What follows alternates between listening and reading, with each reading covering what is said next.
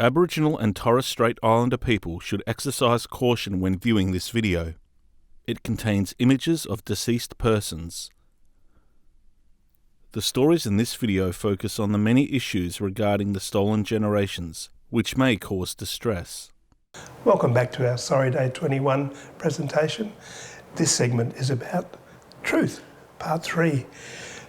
We can't have justice without truth, and we can't have healing without truth. Yokai. Yokai is healing our spirit, and Sorry Day is all about healing.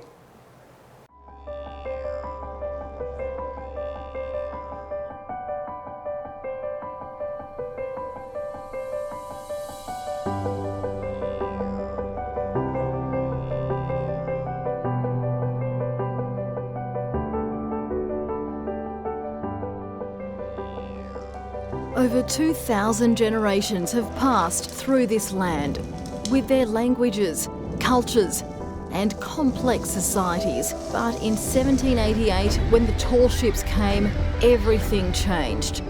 The British invasion disregarded the original inhabitants and custodians. The next 7 to 8 generations were marked by trauma, resulting in the social and emotional well-being issues we see today. Whole generations of children stolen, families broken. Between 1910 and the 1970s, approximately 100,000 Aboriginal children, especially those of mixed race, were forcibly removed from their mothers and fathers. Abuse and unpaid labour were common, creating disproportionately high levels of social and economic disadvantage. Prime Minister Kevin Rudd brought hope in 2008 when he apologised to the stolen generations. But this did not produce the progress we'd hoped for. If we are to create a better future for our children and our children's children, it has to start right now, right here, with us. It's time to regain control of our own livelihoods and children, to reconnect with our ancient land, speak our tongue and be proud of our culture. That's what Yokai is about. Yokai is an Aboriginal initiative that promotes truth, justice and healing for our people. There's a long way to go in addressing the trauma, but we will never give up. Will you stand with us? Yokai, healing our spirit.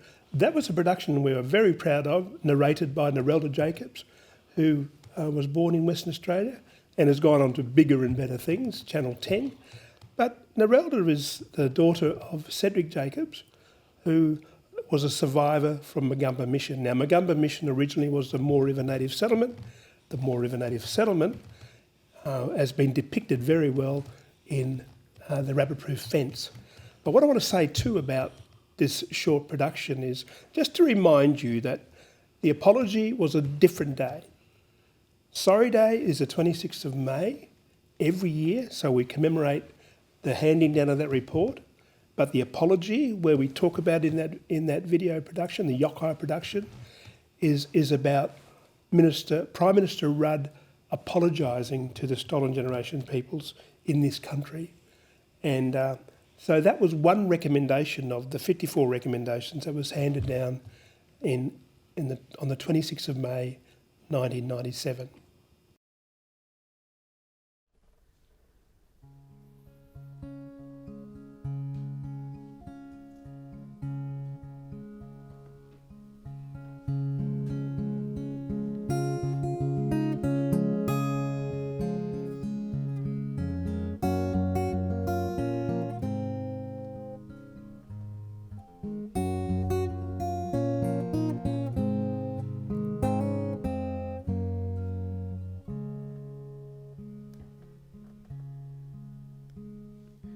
Down in the valley, down amongst the southlands, may we lay amongst the trees.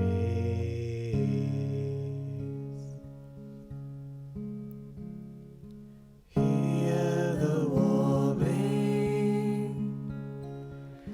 see the hills of bright gold. May we feel the sense of freedom.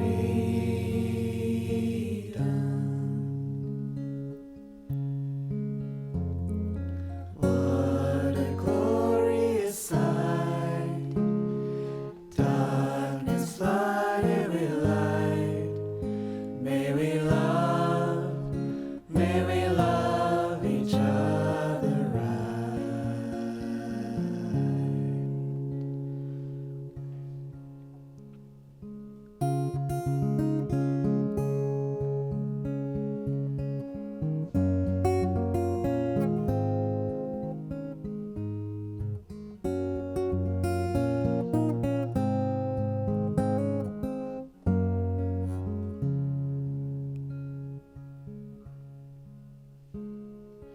Beside the dirt road stands a tree struck by lightning, reprimand from above, and broken buildings upon fields of history, and age can't be undone.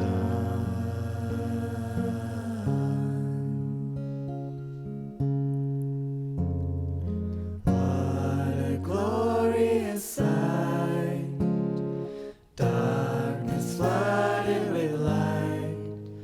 May we love each other right.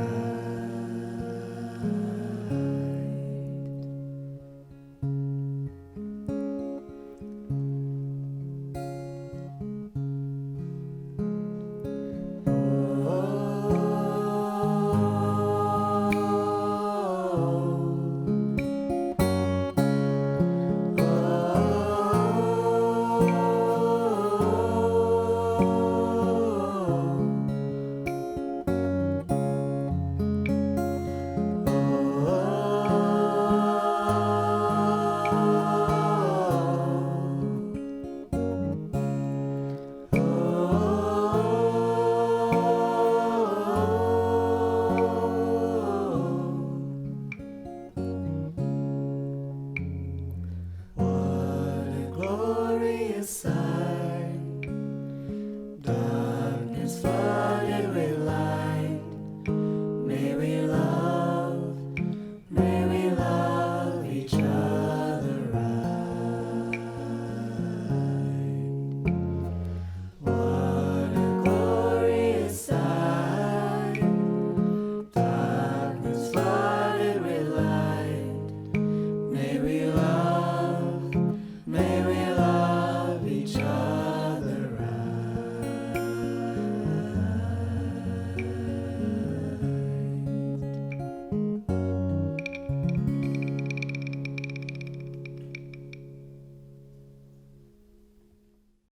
I spent some time growing up in the mission, Roelands, where Aboriginal children were sent after being removed from their families. Like all children in the mission, I was forbidden to learn about my people and my culture, and I have always been open with my family about my childhood and my time at Roelands. Here is my story, told by one of my sons, Lyceum.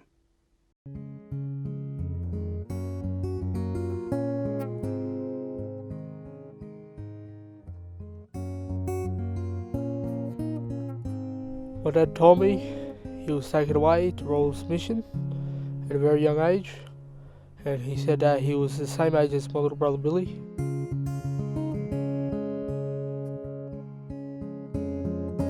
Dad said he was taken to a police station and he was told there to wait.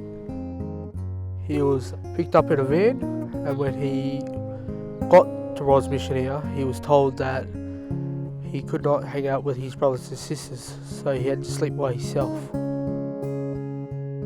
Dad told me a story where they go to sleep early before sunset, and that doesn't really happen in our culture.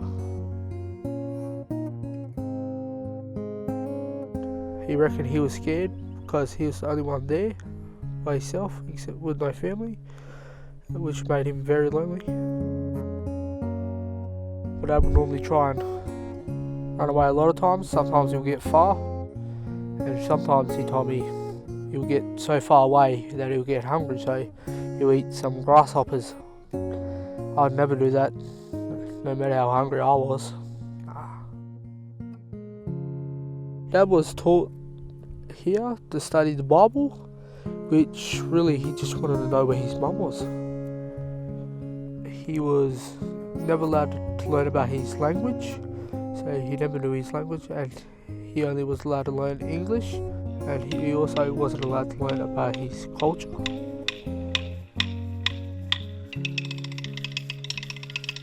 He said that he was like Billy when he was young, before he went to Roelands Mission, a little cheeky one, really fast, liked to go everywhere.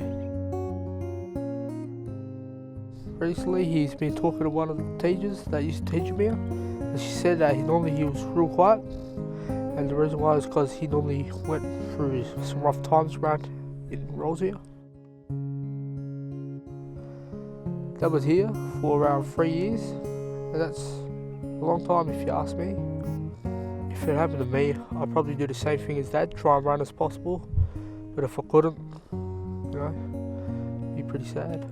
Being away from your family and that, be too hard for me to take. Dad said that he was real angry at his mum because the people here said to him that it's your mum that put you here, like it's your mum's fault and that. So that made him angry with his mum.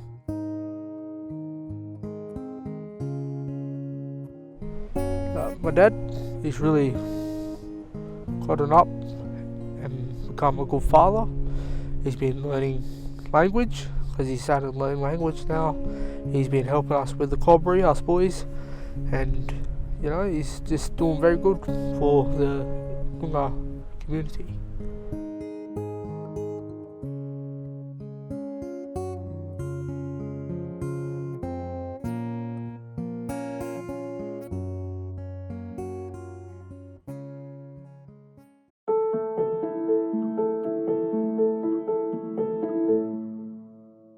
In 1927, a proclamation was signed by A.O. Neville, the Chief Protector of Aborigines, making it unlawful for Aboriginal people to visit or remain in the city of Perth.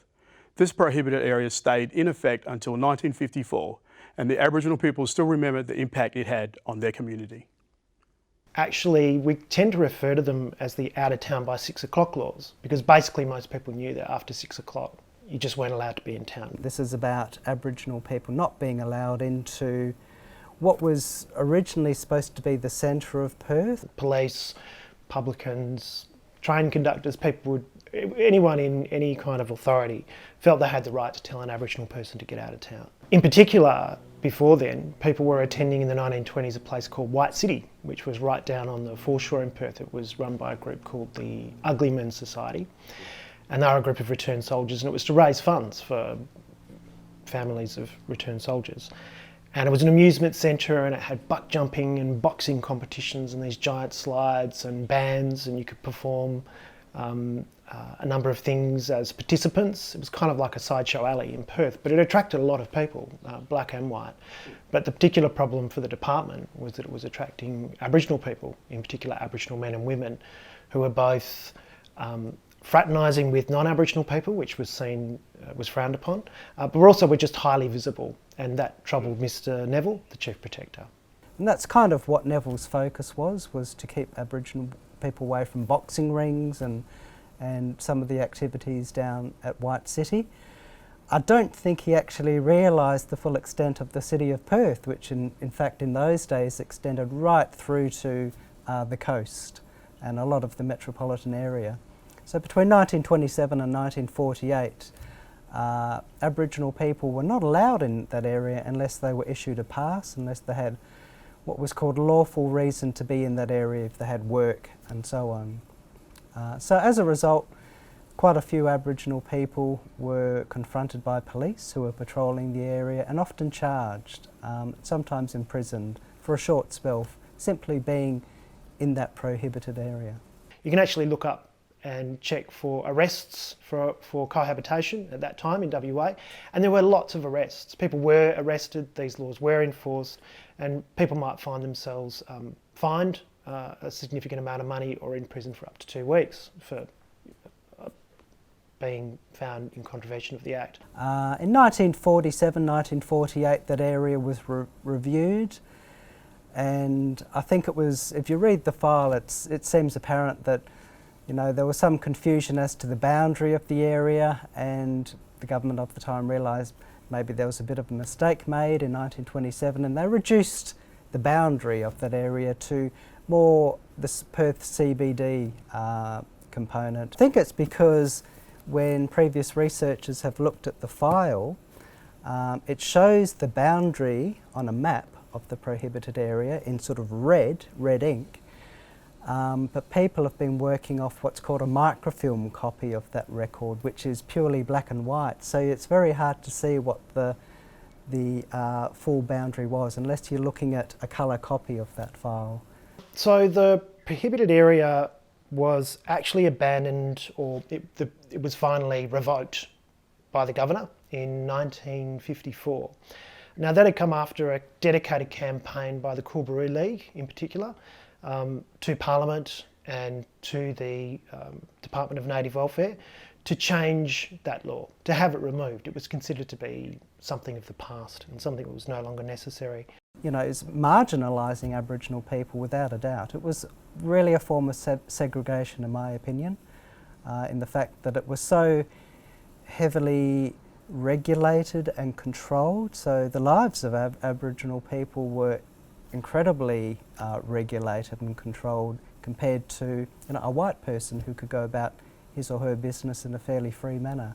I think it's really important to understand our history, and I think it's important because while each crop and each generation comes to understand its history from a particular perspective, so too is there a consistent forgetting. We can't know everything. So we need to make sure that if we are learning from our past, that we are consistently retelling it, because each generation comes through and it needs to be told the story of its history. Stay with us for more stories of Sorry Day, Yokai, healing our spirit. Indigenous Aboriginal culture has existed in Australia for over 45,000 years. It predates much of our history and stands as the oldest living culture in the world. Today we meet the brains behind the Storylines and Noongarpedia projects, where a few local community members are taking a new approach to history, merging modern digital technology with culture. Damien Webb from the Western Australian State Library works closely with his research team on the Storylines project, which offers a new digital avenue for Indigenous Australians to trace their family history through photographs. I mean, first and foremost, this project is designed to make this material accessible and to give some sense of ownership of this material back to the Aboriginal families that it was taken from originally. He said something had to change to keep people engaged in Australian history. The library had been doing a few remote trips, so we've been doing some training around Western Australia, and what we noticed was that when we were trying to do training around computer use and digital literacy and things, people weren't interested, but in communities where there was an access point for photographs and that kind of heritage material, you'd have a line out the door to use that computer. Damien says that by incorporating easy-to-use technology on the Storylines website, interest into Aboriginal history has spiked. Yeah, so the beauty of Storylines is with the latest version of the software, it now runs on mobile devices and tablets as well. So basically anything you've got that's got an internet connection, you'll be able to pull Storylines up.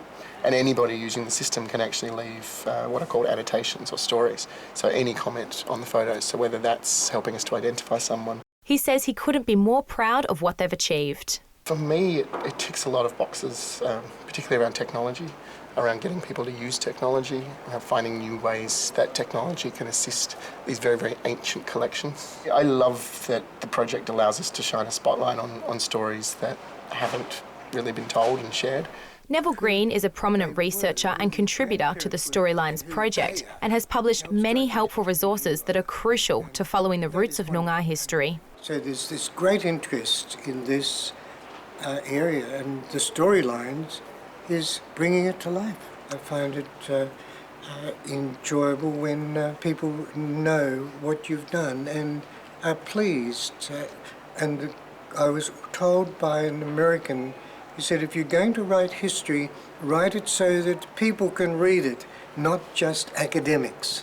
But it isn't the only local project gaining recognition for using digital platforms to engage people with Noongar culture. UWA researchers Leonard Collard and Jennifer Buchanan are among a research team that have formulated a first for modern Noongar language, an online resource, Noongarpedia. The Noongarpedia is a knowledge platform based upon Wikipedia, but of course, as Noongars always do, we look at the models and how it's useful and how it works, and then adapt it and make it into a cultural format. The website encourages people from all backgrounds to log on to any device and learn more about the local Indigenous literature. You don't have to be a Noongar as such to want to engage in Noongarpedia, because it's about Noongar knowledge systems. People want to get to know more about their country.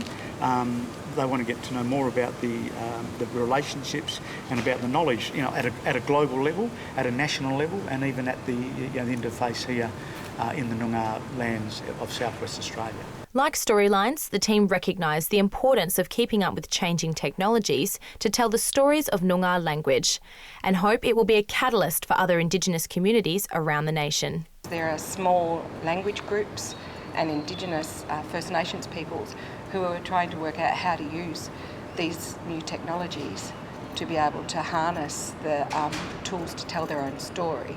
Pedia is a legacy we want to leave for future generations to evolve and develop and add value and reconstruct and do whatever as human beings do with knowledge. Whether it's Antarctica or whether it's in New South Wales or in Papua New Guinea, you don't have to be a Noongar as such to want to engage in Noongarpedia, because it's about Noongar knowledge systems.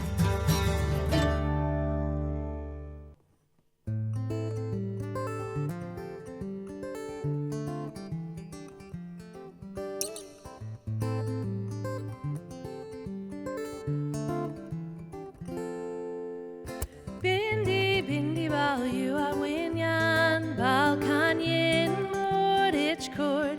Bindi bindi bal jerapin bal you at kurak not you at bal. Bindi bindi bal kwabata bal you at kurak wayin. Bindi bindi bal mordich bal milang at chinanin kwabadak. Kalyaku kwabadak. Kalyaku bindi bindi bal kakaruk jinang bal lord kulin. Bindi bindi bal warren ka border wanganin kwabadak.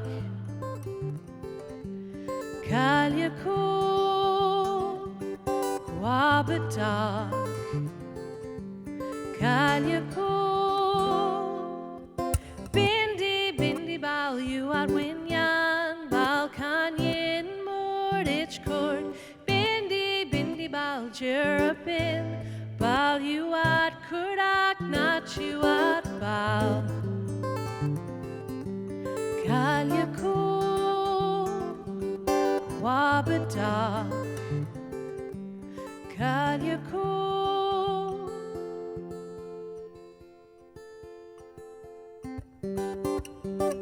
kwabadak. Kalyaku kwabadak. Kalyaku.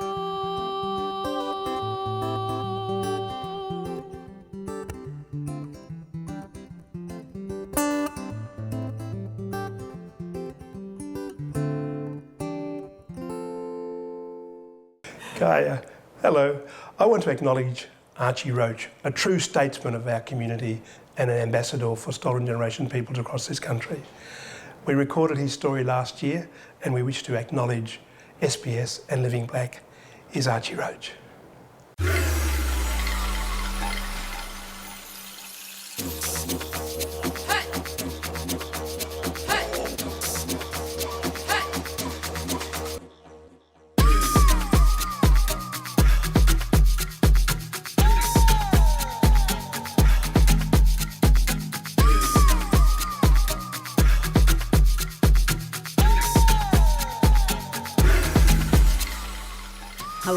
and welcome to the new series of Living Black for 2020. I'm Carla Grant. If there is one essential ingredient needed to make great music, it is soul. Singer-songwriter Archie Roach has that intangible quality, and you can hear it whenever he sings. He found fame late in life when he released his debut album Charcoal Lane in 1990, featuring the song Took the Children Away. Decades later, he is still making beautiful music, releasing his memoir, Tell Me Why, and the album of the same name. In this candid interview, Archie shares his life struggles and heartache and speaks to the hope that he has for Australia's future. And no, we won't cry, we won't cry. Oh, we'll lift our spirits high, up to the sky. Archie Roach, welcome to Living Black. It's great to have you with us. Thank you, Carla. Good to see you again. Well, firstly, you were born at Framlingham Aboriginal Mission near Warrnambool in southwest Victoria, where you were forcibly removed from your family when you were only 2 years old. That's right. That experience framed the rest of your life. For someone who doesn't or hasn't been stolen or doesn't know what this experience is like, how would you describe it and what it does to you?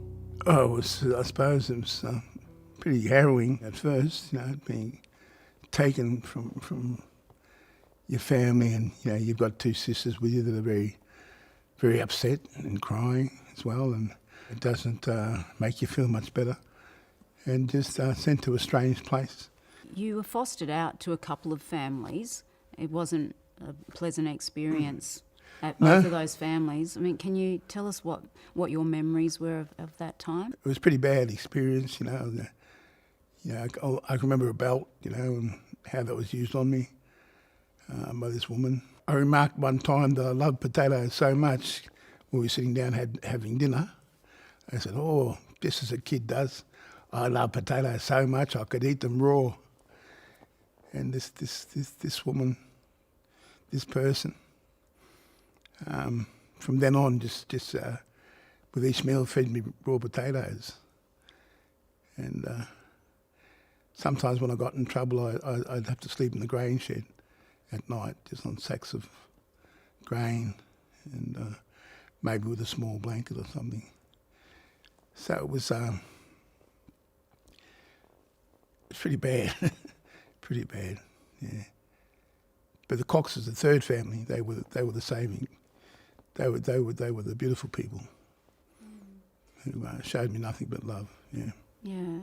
So as you said, you were fostered by Alex and Dulcie Cox, who Yeah. you affectionately call Mum Dulcie and Dad Alex. That's right. And they were very kind to you. They were a very loving family, and in many ways, I guess you could say you were one of the lucky ones to have such a loving family to be, fostered out to.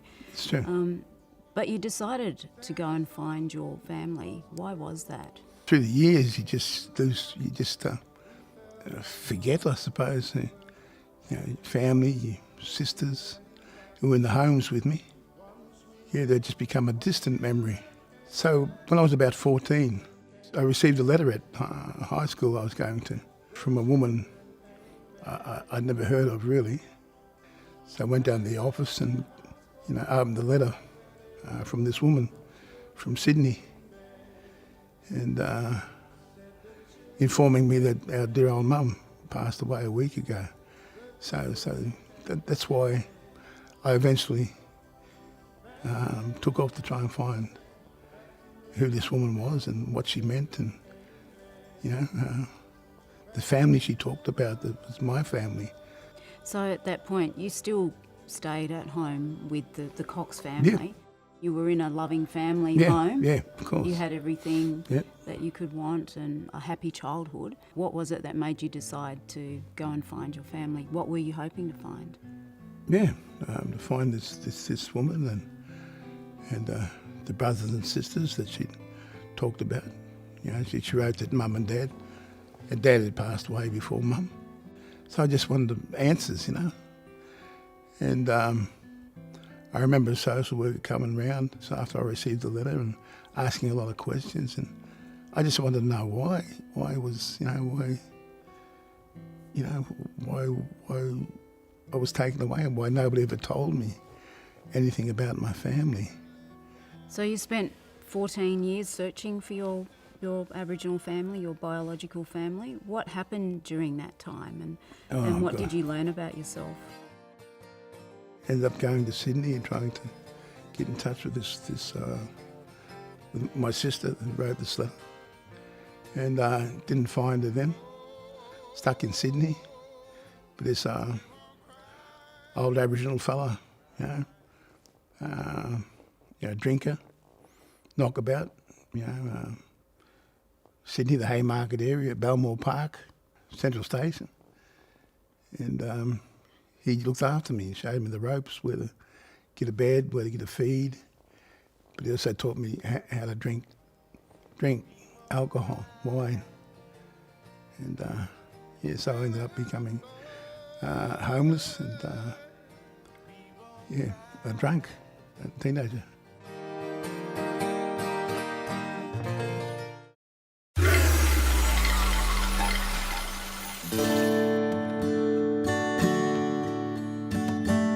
In the book, at a key moment when the police had been very cruel to you, you ask, tell me why they do this to us. Is there an answer that you've found? No, I think back about the old days, it was just the way it was, when it's just something entrenched in the culture. Since they tracked our people down on horses, and walked them, in chains, around the neck, around the arm, hands and around the feet. I don't know if that's part of, people have forgotten that, or they try to. There probably are a lot of good police people, and they're good at what they do in their work. But the ones that I met back in the day, they weren't very nice to us. Down to the streets, I will roll. During your time living on the streets, you met your soulmate, Ruby Hunter. She too was stolen and taken away from her family. Yeah, she was, yeah. What was it that drew you to Ruby in the first place? She talked. She wasn't afraid of just coming up and talking to me. I didn't talk much to anybody, and I was met her in Adelaide, and she just had this way. And even if I didn't talk, she'd just keep talking to me, tell me about ourselves and tell me about things and telling me about the day, what we were doing the day. Just had this personality that endeared you to her.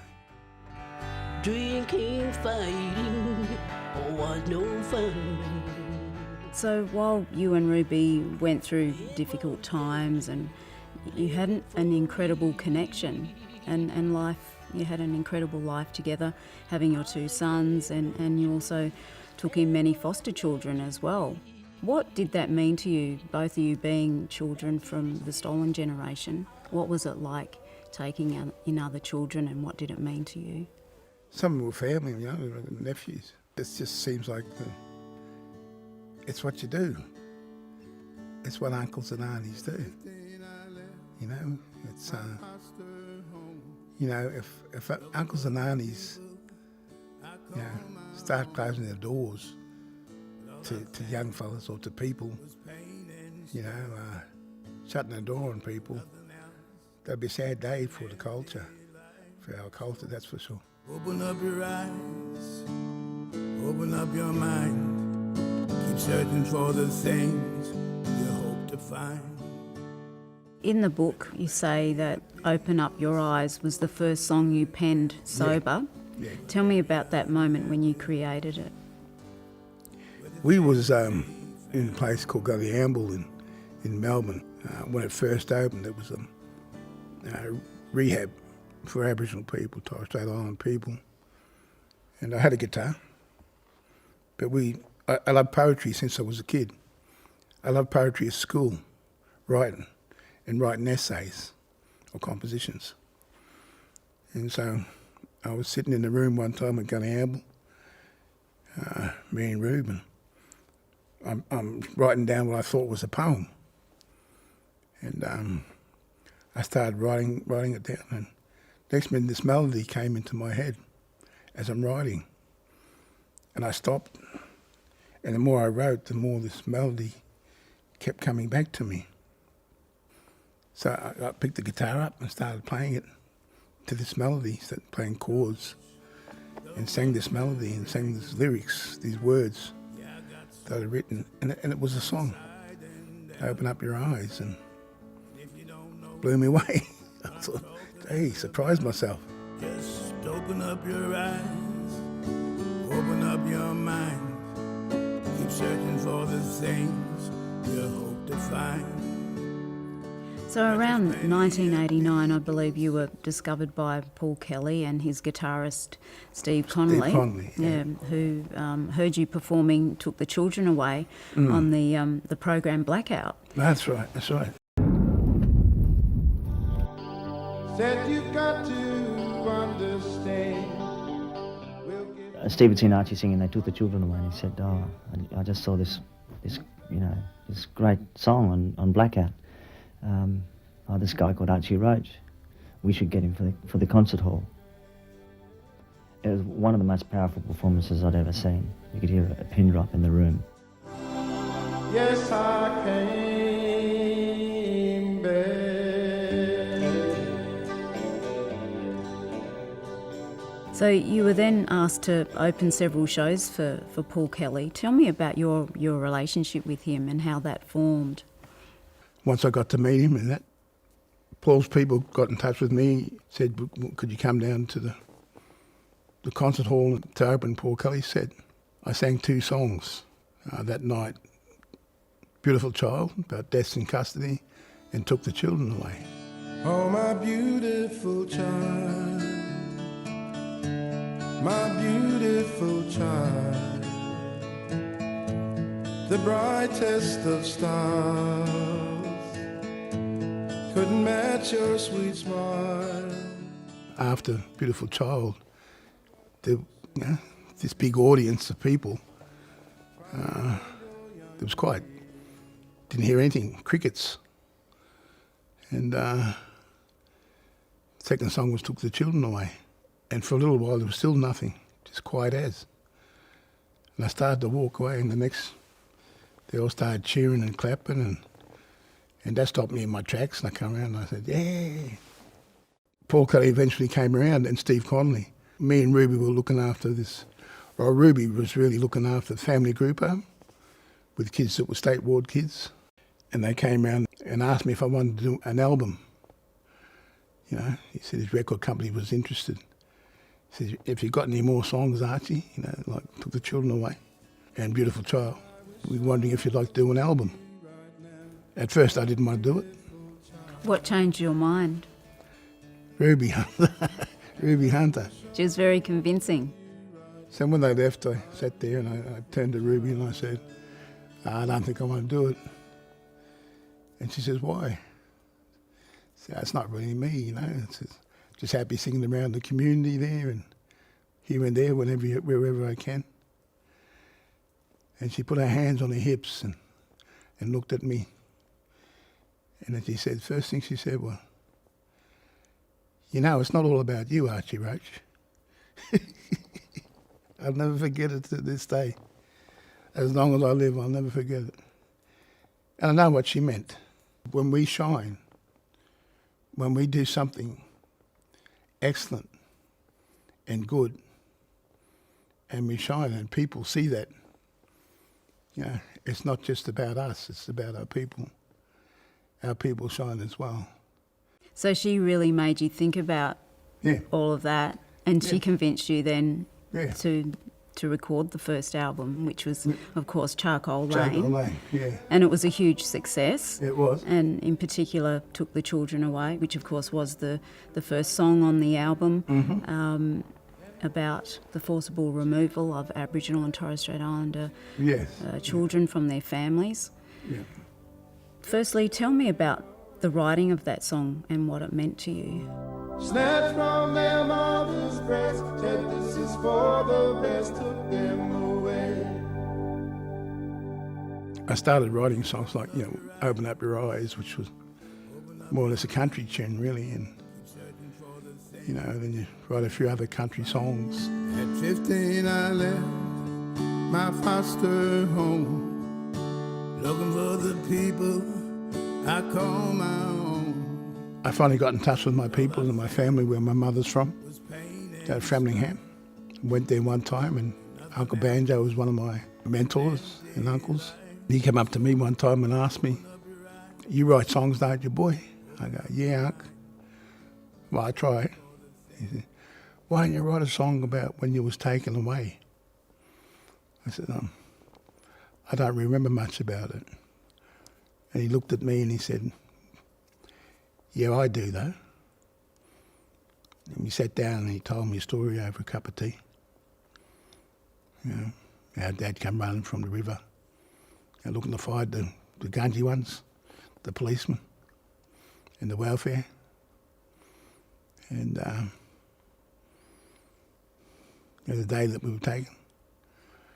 And so I sat down and that night I started writing the song and finished it by next morning, got up and finished it. I went round to Uncle Banjo's and sung it to him. Yeah. And what was his response when you sang it to him? He just looked at me and go, "Yeah, that's him, my boy, that's him." Sent us off to foster homes. As we grew up, we felt alone, 'cause we were acting white, yet feeling black. One sweet day, all the children came back, the children came back.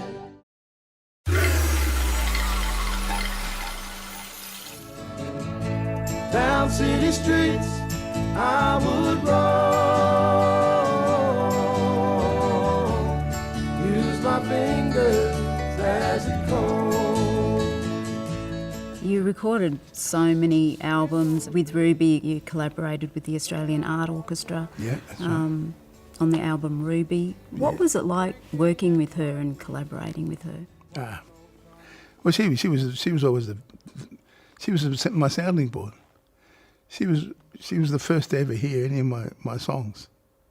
Very first person to ever hear them, And and after you sing one, because just her way, she'd look at you and smile and go like that to you.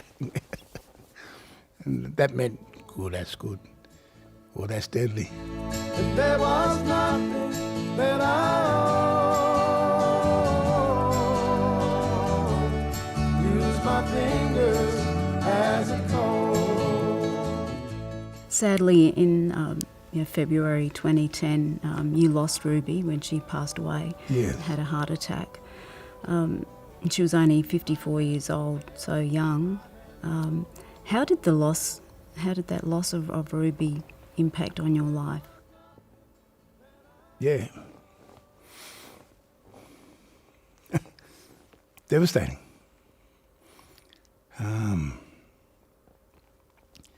It's like everything fell down. Nothing was standing anymore. Everything just collapsed around me. My life just fell down, just collapsed around me, my whole life. And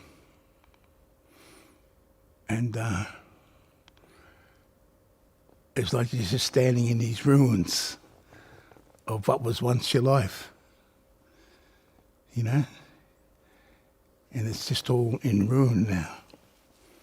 And you're looking around at this